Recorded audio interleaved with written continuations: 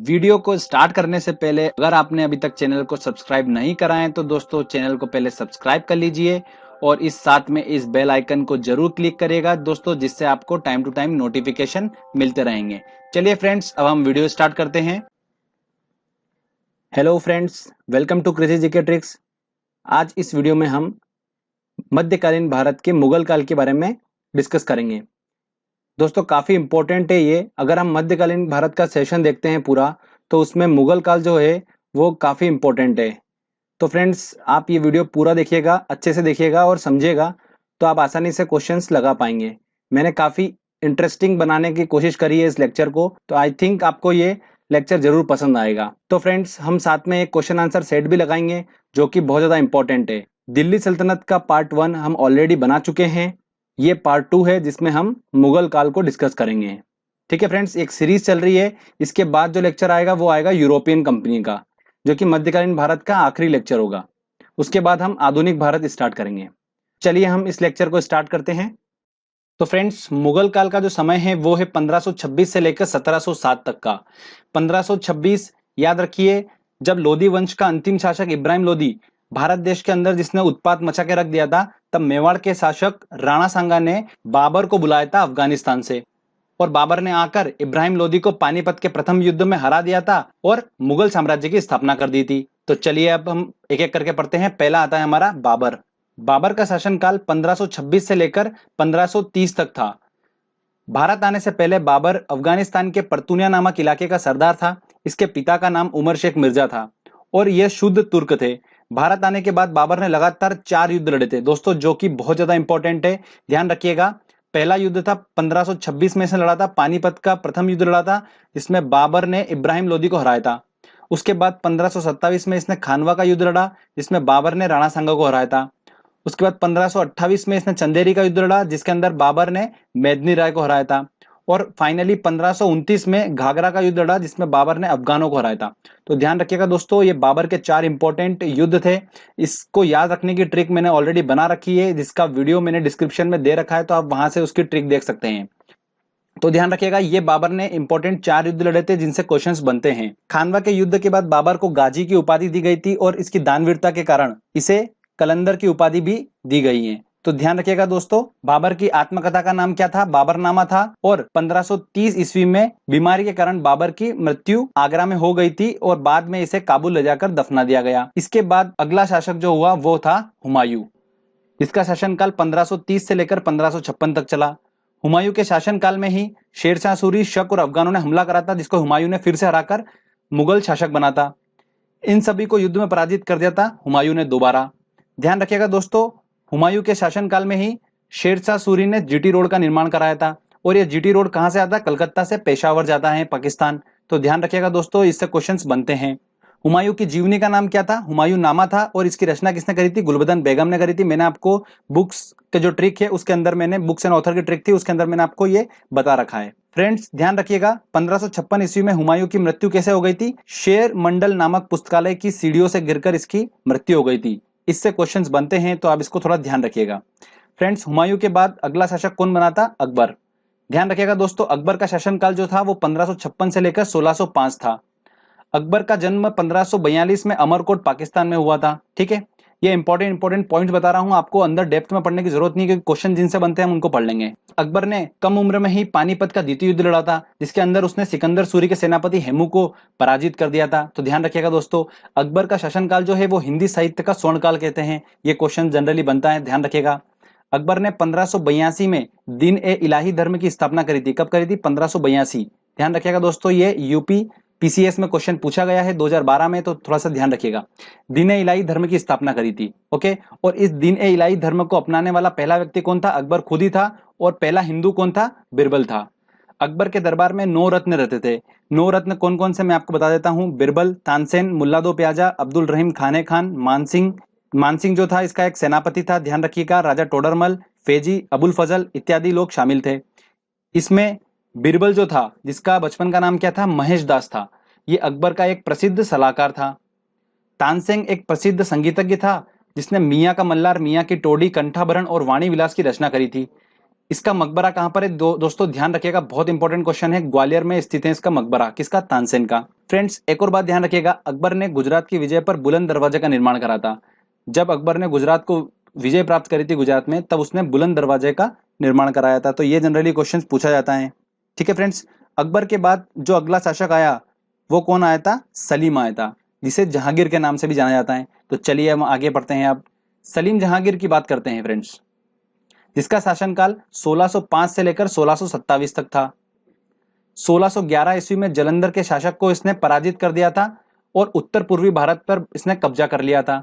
Friends ध्यान रखिएगा, सलीम जहांगीर के शासनकाल में ही भारत में 3 यूरोपीय यात्री आए थे बिजनेस करने के हिसाब से। तो वो कौन कौन थे मैं आपको बता देता हूं। William Hawkins, sir Thomas raw और विलियम फिंच, ये 3 व्यक्ति थे जो कि भारत में आए थे बिजनेस करने के हिसाब से। तो जहांगीर के शासनकाल में ही आए थे ये 1619 में। ध्यान रखिएगा दोस्तों, विलियम हॉकिंस जो थे वो पहले अंग्रेज थे और ये जहांगीर के शासनकाल में आए थे। तो ये क्वेश्चंस बनता है, तो मैंने आपको स्पेशली इसको बताया है। फ्रेंड्स ध्यान रखिएगा, सलीम जहांगीर की बेगम का नाम क्या था? मेहरुनिसा था, जो कि एक फारस के सुल्तान मिर्जा गयास बेग की पुत्री थी और इसे ही नूरजहां के नाम से जाना जाता था।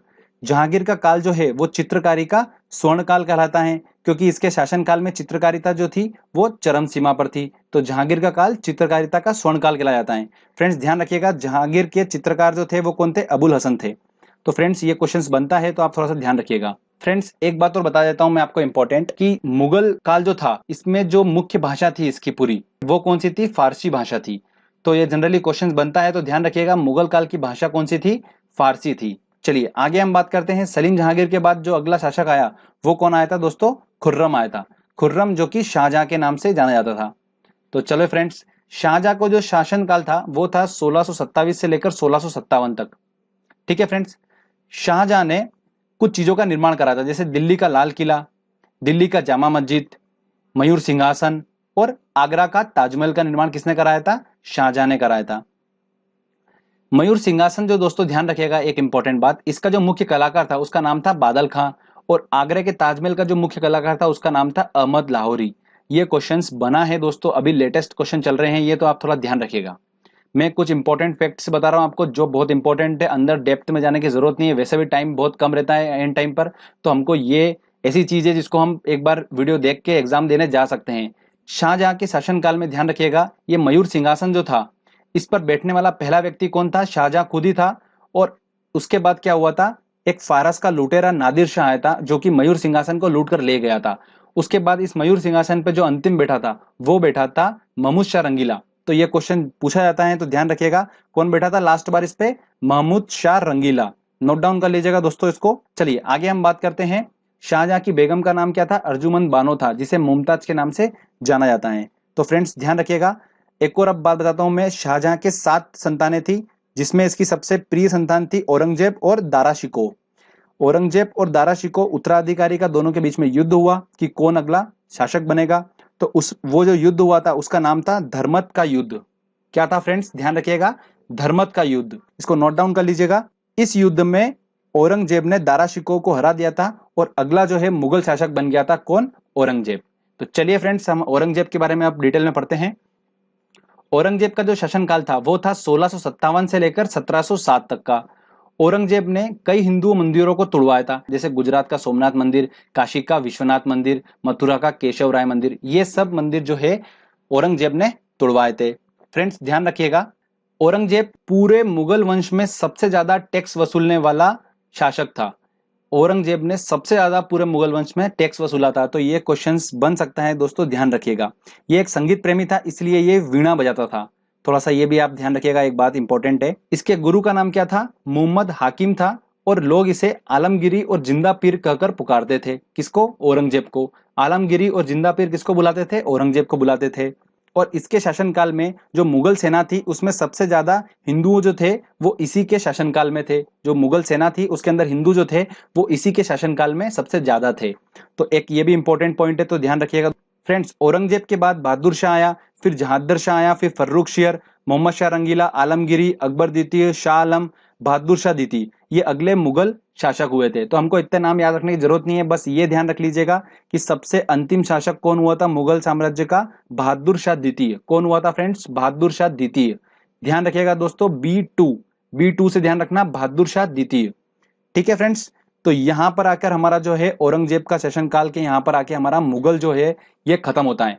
जो मैंने आपको पॉइंट्स बताए हैं ये बहुत ज्यादा इंपॉर्टेंट है, आपको ज्यादा डेप्थ में जाने की जरूरत नहीं है, जितना अंदर घुसोगे उतना ज्यादा कंफ्यूजन होगा, याद करना डिफिकल्ट होता है। तो फ्रेंड्स जितना मैंने आपको पॉइंट बताए हैं आप उनको अच्छे से प्रैक्टिस कर लीजिए, याद कर लीजिए, 4-5 बार वीडियो को अच्छे से देख लीजिए, समझ लीजिए, स्टोरी बना लीजिए, आपको आसानी से याद रह जाएगा। मैंने आपको अच्छे से एक्सप्लेन करने की कोशिश करी है मेरी तरफ से। चलिए फ्रेंड्स अब हम टेस्ट लगाते हैं और देखते हैं कि जो हमने अभी तक एक बार अच्छे से पढ़ा है इसको, उसके बाद हम कितने क्वेश्चंस बना पा रहे हैं और कौन कौन से क्वेश्चंस इस टॉपिक के बहुत इंपॉर्टेंट है तो हम वो कवर कर लेते हैं। तो फ्रेंड्स चलिए दोस्तों, हमारा पहला क्वेश्चन है, भारत में जीटी रोड बनाई थी, किसने बनाई थी? शेरशाह सूरी ने बनाई थी। मैंने आपको बताया था हुमायूं के टाइम पर, जब हुमायूं का शासनकाल हम पढ़ रहे थे तब शेरशाह सूरी ने जीटी रोड का निर्माण कराया था। कलकत्ता से लेकर पेशावर पाकिस्तान तक इसने बनाया था। तो ध्यान रखिएगा फ्रेंड्स, पूछा जाता है, बहुत इंपॉर्टेंट क्वेश्चन है। सेकंड क्वेश्चन है, गुजरात विजय पर अकबर ने बनाया था, तो बुलंद दरवाजा बनाया था, हमने पढ़ा था, तो आंसर लगेगा इसका बी। पानीपत की द्वितीय लड़ाई किसके बीच में हुई थी? तो दूसरी लड़ाई किसके बीच में हुई थी?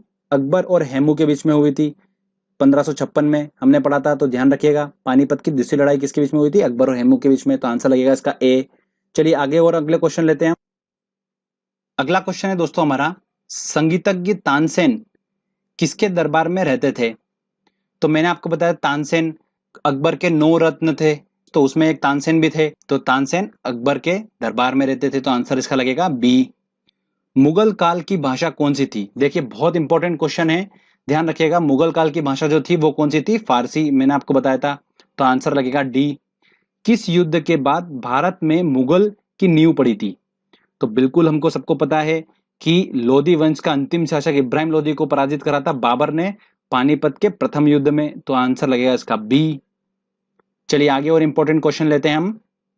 निम्न में से किसने अकबर की जीवन गाथा लिखी थी? फ्रेंड्स जब बुक्स एंड ऑथर का जो मैंने ट्रिक डाली है उसके अंदर लिख रखा है मैंने कि अकबर अकबरी सबका बदला लेगा रहा तेरा फैजल, याद आया आपको? तो वो ट्रिक थी, तो अबुल फजल ने लिखी थी, ठीक है ना फ्रेंड्स, हमने इसको ट्रिक से याद कर रखा है, तो आंसर हमारा लगा ए। निम्न में से कौन अंतिम मुगल सम्राट थे? तो कौन अंतिम मुगल सम्राट थे? मैंने आपको बताया था बहादुर शाह द्वितीय। क्या है? बहादुर शाह द्वितीय जो थे वो मुगल के लास्ट जो थे वो मुगल शासक थे, तो आंसर लगेगा इसका सी। B2 से आप याद रख सकते हैं। अकबर का युवावस्था में संरक्षक था, कौन था? बैरम खां था। फ्रेंड्स ध्यान रखिएगा, ये मैंने पॉइंट आपको बताया नहीं है उसके लेक्चर में, बट अकबर जो था वो शासनकाल उसको छोटे समय में जब छोटी उम्र का था तभी मिल गया था, तो स्टार्टिंग में जो उसका संरक्षक था वो कौन था? बैरम खां था। तो ये क्वेश्चन ऐसा कुछ इंपॉर्टेंट नहीं है, बट आप ध्यान रखिएगा बैरम खां जो था उसका मुख्य संरक्षक था। चलिए फ्रेंड्स आगे और हम लेते हैं इंपॉर्टेंट क्वेश्चन। जीटी रोड जोड़ती हैं, जीटी रोड किस किस को जोड़ती हैं? कोलकाता मुंबई, कोलकाता अमृतसर, दिल्ली चेन्नई, लुधियाना तिरुपति। तो हमें पता है कि कोलकाता से लेकर पंजाब से होते हुए पाकिस्तान पेशावर तक जाती हैं वो, तो पंजाब में अमृतसर पड़ता है कोलकाता से, तो इसका आंसर लगेगा बी। पानीपत की पहली लड़ाई में बाबर ने कौन पराजित हुआ था? बाबर से कौन पराजित हुआ था? तो पानीपत के प्रथम युद्ध में हमें पता है कि इब्राहिम लोधी को हराया था, लोधी वंश के अंतिम शासक को बाबर ने, तो आंसर लगेगा बी। किस मुगल शासक को आलमगीर कहा जाता है? देखिए मैंने आपको बताया था आलमगिरी और जिंदा पीर किसे कहा जाता है? औरंगजेब को कहा जाता है, तो आंसर लगेगा इसका बी। आगे और इंपॉर्टेंट क्वेश्चन लेते हैं हम। दिल्ली के लाल किले का निर्माण किसने कराया था?